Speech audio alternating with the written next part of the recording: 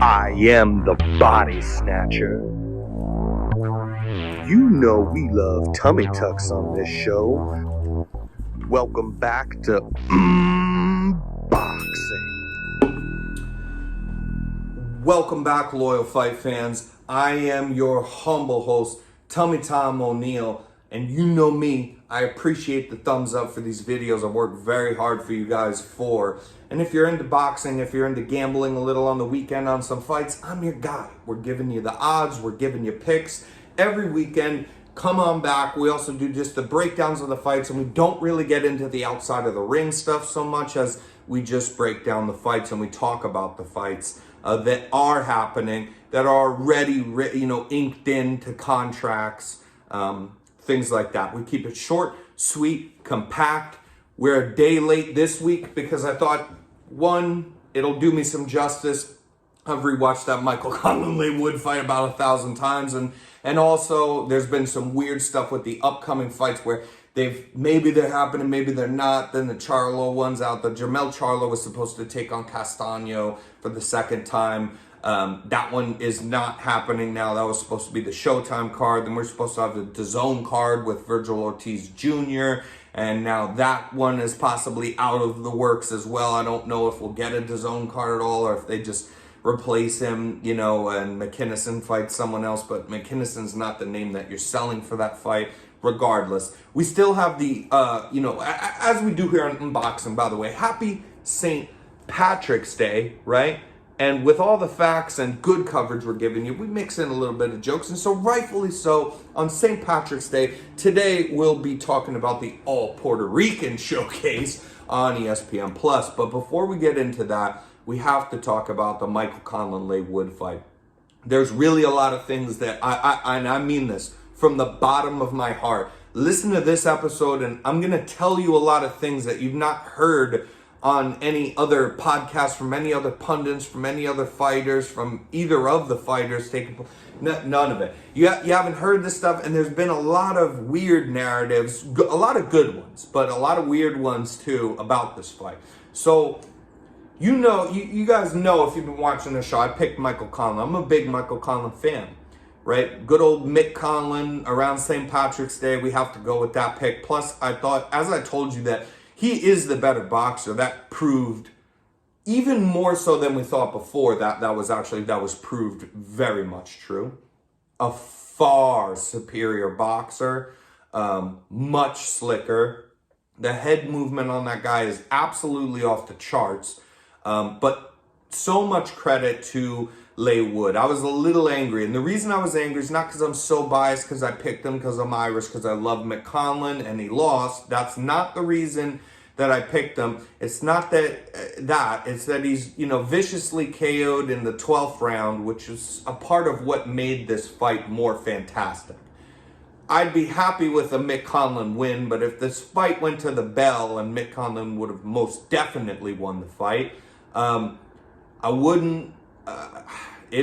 I'd be plenty happy, but this wouldn't have been a fight of the year contender as it is now. And I'd say boxing or MMA. One thing is that it is very early in the year, so there's much more fights to come. But it's really one to beat. People got to do you got to get invested in some absolutely really crazy dirty wars to win a fight of the year over this fight.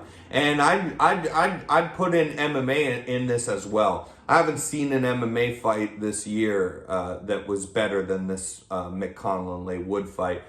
And what we're going to talk about as far as this is concerned is basically the narratives of this fight. So we all know Michael Conlan goes out. He's losing the first round.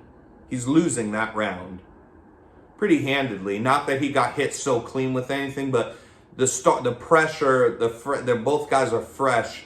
The pressure and the relentlessness of Wood, throughout this fight, but that first round, right? He's going out there to hurt Conlan. Now, he's not able to land anything super clean, but he's landing enough and landing through the gloves and not really giving Conlan a lot of time to throw back, and it was taking Conlan a little bit to figure him out in that first round. And I think that Wood was winning that first round. pretty easily before he got dropped right at the bell at the end of the first round, to the point where you wondered if it was like, are they going to say it's a late shot? What is going on? Like, the bell rung, then the guy then hits the floor because he was hit before, though. But the referee, sure enough, comes, touches gloves up, checks on him, gives him a count. That's a knockdown. That's not a lucky knockdown, is the thing. That's not like a coincidence, like, oh, you know, it's not a coincidence that Conlan knocked down Leigh Wood at the end of that first round, that he was, before that, he was losing, and then went on to win round 2, 3, 4, 5, 6, 7, you know, possibly 8 is debatable, round 9. I mean, Conlan owned this fight. If you give Leigh Wood rounds, if you give him round 4, I could kind of see it, but that's the worst round of this fight with the most inactivity, because it would only be for ring generalship for Leigh Wood to put Conlan against the ropes and keep on him, you know, not letting him angle off away from the ropes, but also all the punching that he was doing, all the punches he would try to throw, finding the body, finding the head, jabs, hooks, anything, changing the levels. There was nothing effective being done. So that was the worst round of the fight, is round 4 out of a fantastic fight. But yeah, then you definitely give Leigh Wood round 10, and then this is when Conlan's starting to tire, and 11 he gets the knockdown, is Leigh Wood's most dominant round, and then 12 brutally KOs Michael Conlan and knocks him through the middle of the ropes, out of the ring, hitting his head 5-6 feet down on the concrete. It's very seldom. This happened to Bernard Hopkins. This happened to Sugar Robinson, one of the greatest boxers of all time, getting knocked through the ropes in his last fight with Jake LaMotta. It's very seldom heard of that you hear of someone getting knocked through the ropes and they fall out and land on their head. That was really brutal. But the reason that I was a little bit off-put at first is not simply because I'm so biased that, I picked McConlan, I like McConlan, so let's have him win. It's more that the narratives of this fight. So he didn't just, he's losing the first round. If he was winning the first round, Mick Conlan, if he was winning that first round through and through and then got a knockdown, it'd be like, okay, he's winning, that's great, but he's winning the round, and so of course then he found the knockdown. I think it's more important, and I haven't heard it talked about at all, that he was losing that first round before the knockdown, but also fighting different, not fighting using just his boxing and his footwork. He more still, of course, uses head movement because it's brilliant. But as far as his feet go, he was more this entire fight through actually fighting, standing there and fighting with a much, much heavier hitter in Leigh Wood. And he was doing that and losing the battle in the first round before he dropped Leigh Wood. And it's not a coincidence that what he did there is he earned some respect, because it's not a coincidence that he went on to win all those other rounds. It's that he did that and earned some respect. So much so to the point where Leigh Wood was more cautious than he was going to be, than he was when he came out in that first round, all the way through until, round 8, round 10. I mean, whereas Cornerman is saying, you have to knock this guy out. You have to stop this guy if you want to win the fight at all. You got to finish him, because this fight is over if it sees the bell already. And it doesn't matter if you have dominant rounds or a knockdown. You're too far behind. And then Leigh Wood turns it around. Conlan starts getting tired because he's fighting different. He is still very slick in there. He boxed a real masterclass, but that's because he didn't use his footwork to stay away and back away the whole time. He was looking for that left hand counter and it could not miss for him all night long. I mean, he dropped him off of it. He wobbled him several times off it. He just couldn't miss with that duck under left. I mean, yeah, it was there all night for him. He hit that guy with his left hand just a million times over. And yeah, I don't think it's a coincidence that it was happening. It was because Leigh Wood was getting damaged by these little by little, because Conlan doesn't hit as hard as him. But he got dropped in the first round, put on his ass, and was like, holy shit. You know, maybe all this post-fight talk that Conlan's been doing wasn't for nothing. Because if you know about the fight game a little, I'm a huge Mick Conlan fan.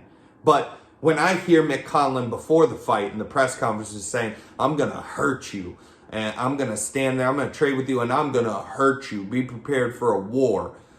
I'm thinking, regardless of that I'm a fan of him or not, I'm not thinking, oh, fuck yeah, go get him. No, I'm thinking more that, like, this is just talk, but it's like for a purpose. It's for a bit of a strategy where you sometimes will say things to your opponent to try to not only get them angry, get under their skin, which you've heard of, but also to give them, like in this case, where you got a boxer, a slick boxer, counterpuncher guy saying, I'm not doing all that. I'm going to stand and trade with you all night. We're going to war. Maybe trick him into thinking that, you know, I'm going to be able to do just to fight like a dog, like I like to fight. If you're Leigh Wood, you know, because I'm tough and I hit harder. And so good. If you're going to oblige me, maybe I can do that. I don't have to worry so much about you being on the back foot in boxing. That's why I thought it was kind of a mind games kind of thing. But he really meant it, man, because he fought with the harder hitter in Leigh Wood the entire night. And I think that not only is this fight of the year, but that both these guys, Leigh Wood and Mick Conlan, you know, I think that this is the greatest fight that they have ever been a part of, the both of them, in their careers. And these are sometimes what makes boxing so great. It's really like the B-class guys. They're not the D-E class guy, like way down. You've never heard of them because no one cares, right? And unless you're a fucking maniac like me. But a lot of people don't care about those guys that are way down there. And then the A class, which everybody knows, even the casual fans never watch boxing. People know Canelo's name, Tyson Fury's name, Deontay Wilder's name, you know, Bud Crawford's name. They know these people, so they all tune in. They get bigger numbers. But a lot of times those fights will disappoint you. We got Fury Wilder 3 was just like a home run out of the park. But most of those times, those fights, if you're looking so forward to them, if you don't watch boxing all the time, you've missed way better fights that have actually happened. Just because of the name value, you watch these guys, and it's a good chance it won't be like the fight of the year, you know? A lot of times those aren't the guys that have the fight of the year. Look at, you know, Arturo Gatti won, Corrales Castillo won.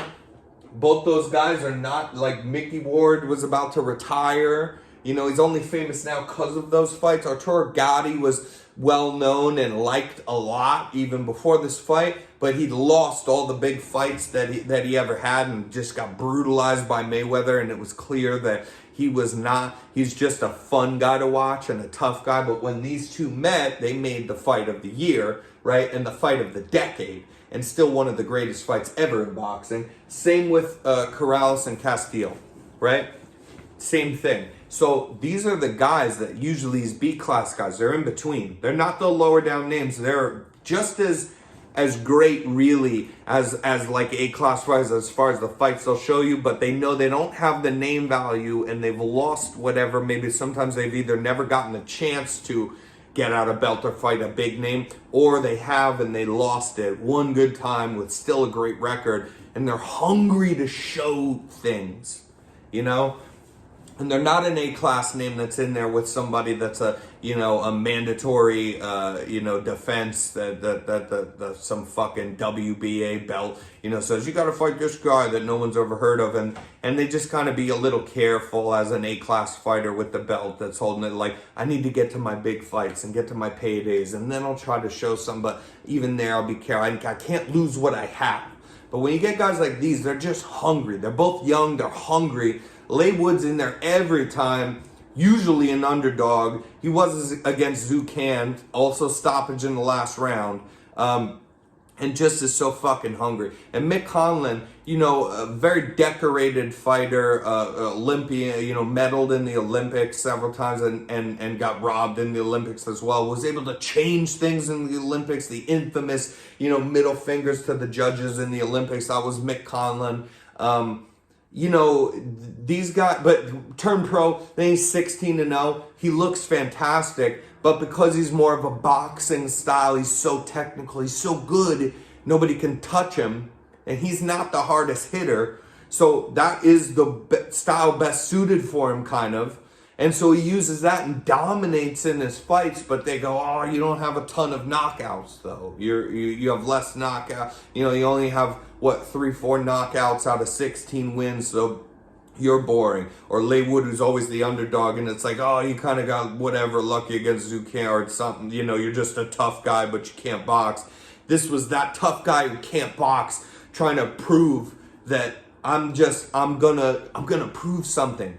You guys say I'm just tough, that's it. But I can't box, I get hit a lot still, and I'm just tough to get through it, and then I hit hard. And I'm gonna fight this decorated, incredibly slick boxer, and I'm going to prove some. Then you have that incredibly slick, decorated, Olympian boxer who's saying, you guys are saying I'm boring because I only got a couple knockouts, and I'm going to fight this dog of a human being who never gives up and is said to have maybe hit harder than anyone in that featherweight division, period. And I'm going to prove something by not just trying to win, but I'm, the best road to victory for me is to box with this guy, and I'm gonna use my slickness to get out of the way if I can and counter him, but I'm not backing up. I'm gonna press the issue on this guy that you guys say is so tough and a dog of a human being. Both these guys just trying to prove something is what made this fight great. And it's not a coincidence that you have the fight played out the way it did. And Mick Conlan got tired because he fought different. But God bless him because he fought the fight of his life. And he just dominated that fight before he got stopped. And God bless Leigh Wood for being such a great sportsman afterwards and saying, you know what? God, don't cheer. Don't cheer. He's fucked up. His face is so much more fucked up than Mike Conlan. And he just was, don't cheer. He had no hope of winning the fight unless he stopped him. He only won maybe round 8, definitely round 10, 11, and the 12th, where that's all that he won, dude. He won 4 rounds in this fight. It wasn't close. You could say he only won 3 rounds in this fight. And he needed that stoppage, and he got him. And God bless him, and he's telling the crowd, don't cheer. Don't cheer. We need to make sure he's all right. Nothing but respect afterwards in the interviews and saying that was the toughest fight. I needed that, and I knew that. I knew the fight wasn't that close. I know I needed that stoppage, and I was able to find it. And just saying, and taking a deep breath and saying, God, and I want to go see Mick Conlan in the hospital. Maybe we'll be fucking best friends now. Taking pictures afterwards. That fight's fucking phenomenal. You guys got to go watch that fight. You have to watch that fight and pay respect to 2 people who definitely, both of them, 100% both of them, obviously Michael Conlan, but 100% Leigh Wood as well. The abuse that he took in that fight is just unreal. And those guys just putting all that on the line. That was such an epic goddamn fight. I do think, before we close on that and move on to the upcoming fights, that I do think that Michael Conlan definitely deserves a rematch in that fight. And I think that even after being concussed, hit like that, tired, he got clipped in the temple against the ropes, and so his hands fell down because he's out. But he's being held up literally by the ropes, and while he's slumping down them, he's getting hit with 5-6 hooks that kind of pushed him throughout the ring, fell 6 feet down, landed on his head outside the ring. I mean, for fuck's sake, then he just couldn't have spoken any better when he's out of the hospital, in not saying like, God, no, he just said, yeah, much respect to Leigh Wood. That was a great fight, but I thought I was winning it. God bless him for being so humble. It wasn't even close. If you just got up from that, if you got up from outside the fucking ring and the fight saw the bell, there's no fucking way that you could give that fight to Leigh Wood. There isn't a chance in hell the guy won 4 rounds at most out of a 12-round fight. You could only give him 3. So not that close. But God bless him. He says, it's close enough, but I thought I won. You definitely would, or I thought I would have won. You definitely would have won. And then all he says is just like, much respect. And I thought that was a great fight. But most of all, for both of us, the way that was just such a great fight, there should be a rematch. But also, I think because of my performance, how could you do any better in a losing effort to grant a rematch? And it's just that simple. How could you show me one example of in a losing effort where somebody gave more and did more and impressed more than Michael Conlan in that fight. Last thing before I forget, because this is real important, people saying, my cousin Mark, who does the show, said, I heard, that this was a great fight. And he watched him, we were talking about him, and said, man, and it was just a good time. And he was so appreciating how great the fight was. But he said, I heard somewhere, you were saying that it was close odds. I heard somewhere that Leigh Wood was a huge dog. And I thought, where the hell did you hear that from? That's not true at all. He's a minus 180. But it wasn't just him. I then find, where he heard this from is all the people talking about this fucking fight. Listen, I gambled on a fight. He's a minus 180 favorite, was Mick Conlan, in a sport that every single weekend has minus 2,000s, minus 3 to 5,000. That's pick'em odds as close as they get ever in boxing. It's that simple. They don't get any closer odds. They don't happen in boxing than that fight. But it wasn't him. It was all these people. I looked on Teddy Atlas's, in his podcast, and I love Teddy, and he's just a legend of the sport, and I love listening to him talk about boxing. But he was saying, as whoever his co-host, someone saying, and also Leigh Wood in women's, he was an enormous underdog, no? And Teddy goes, oh yeah, enormous underdog. And I've heard a couple other people that talk about this fight saying that he was minus 180. Where the hell are you people getting your information from? And then, it's like I'm hearing about from my cousin and another friend of mine as well.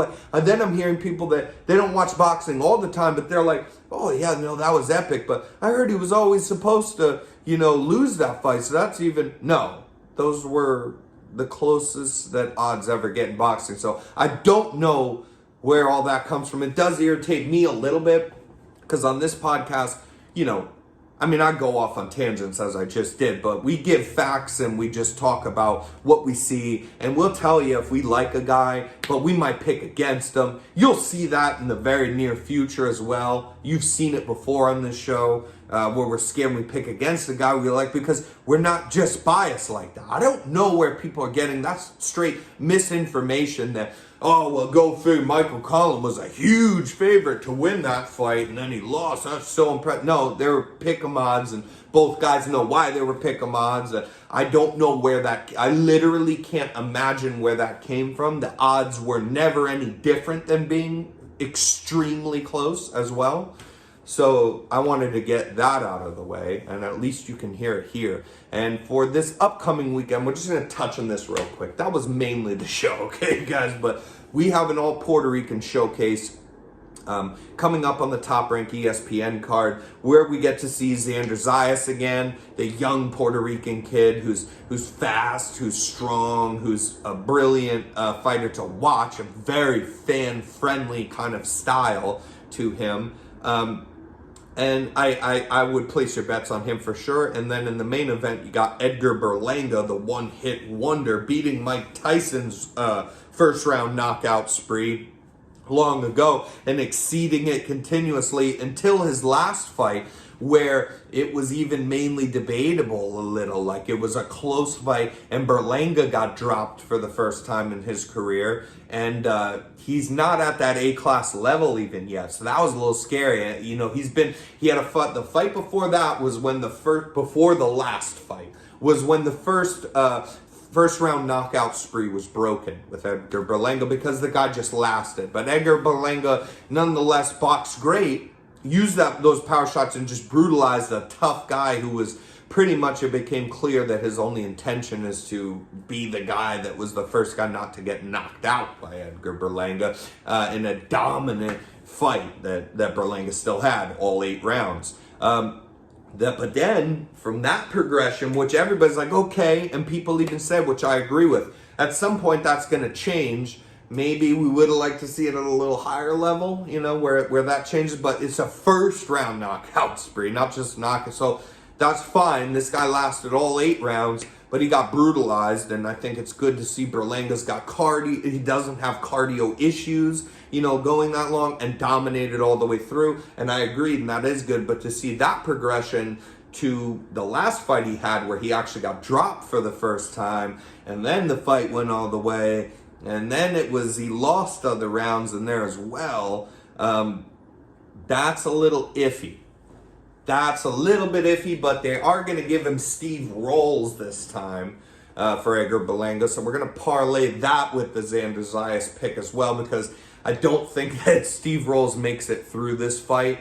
I just think that you got this young, hungry Edgar Berlanga, and I know that you guys pause at the idea that he got hit up a little bit like that. Like I just told you, it is good to, that's a little bit of a red flag. That's good in your mind to see that, because it's true, because you don't know who the guy is. But sometimes, like I just talked about, those guys that are unknown, but they might be very good because they're early in their career, so they just don't have a name value yet. Sometimes those are the most dangerous guys, because they're the ones with everything to gain and nothing to lose. No one's talking shit about them if they lose in a crazy effort just to go guns blazing as hard as they can and lose disastrously. No one talks about that because no one knows them. In the same way that they win, but the fight goes on, they aren't able to beat this big name, that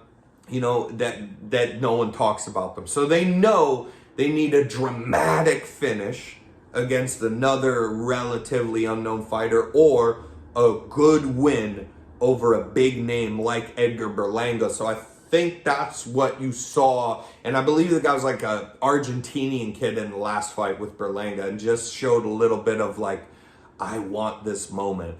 And he didn't get it in the end, but that was it was a good fight. And I just think, don't be thrown off so much, though. It's a good little red flag to come up as far as Berlanga's concerned.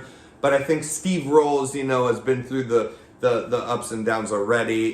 He has a little bit of a name value left on him, and I think they're going to just suck the juice out of him before he goes with this and give it, any kind of shine up from him, like sucking his soul out. That's basically what the sport does. It's sad, but it's true, and that's where they're gonna kind of squeeze every drop of Steve Rolls' name and anything he's ever had to offer, and just give it right up to Edgar Berlanga, who's ready to just tear his head off. And I don't think Steve Rolls sees the bell, so we do need to look up the over-under. But if the over-under it's I believe an 8-round fight. It might be a 10. This one might be a 10. But either way, I think that Berlanga stops him within 4 is pretty safe. I think that's a safe bet. So if the over-under is 4.5, 5 rounds, pick the under. I think that's safe. Also, if you want to do a safe parlay, just pick Edgar Berlanga, pick Xander Zayas, and there are a couple MMA fights to throw in there, like the Ilian Topuria. Pick him to win. You're going to want to... you're going to want to, I think, pick also, this makes your parlay a lot juicier. These are a lot tighter odds as well. I think you're going to want to pick Tom Aspinall to beat Volkov as well. So you throw those all in together, you get a pretty sweet pot for your parlay this weekend. That's what we're doing. And until next time, loyal fucking fight fans, happy St. Patrick's Day. Good luck on the picks. We'll see you next time.